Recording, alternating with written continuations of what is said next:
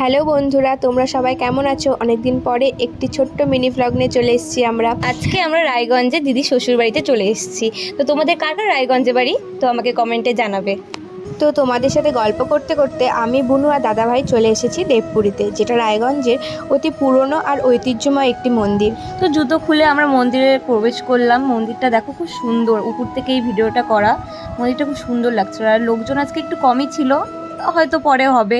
আর ওইদিকে সব বাচ্চারা খেলছিল। তো আমরা তারপরে এক এক করে নিচে নেমে গেলাম। আশেপাশে আরও কয়েকটা মন্দির আছে, সেগুলো দর্শন করার জন্য।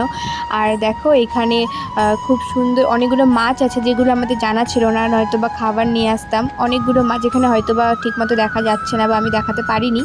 আর দেখো এই যে চারিদিকে অ্যাম্বিয়েন্সটা এত সুন্দর, আর এখানে গেলে একটা আলাদাই শান্তি পাওয়া যায়।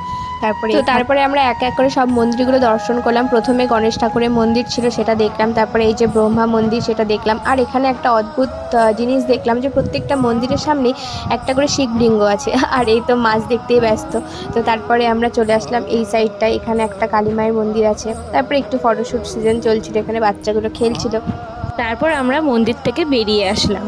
তো দাদাভাই বললো এখানকার নাকি রোলটা বলে খুব ভালো হয় খেতে। তো বললো চলো তাহলে তোমাদেরকে খাওয়াই নিয়ে আসি। তো এই মন্দিরটা যে দেখছো, এখানটায় প্রত্যেক শনিবার করে দাদাভাই পুজো দিতে আসে।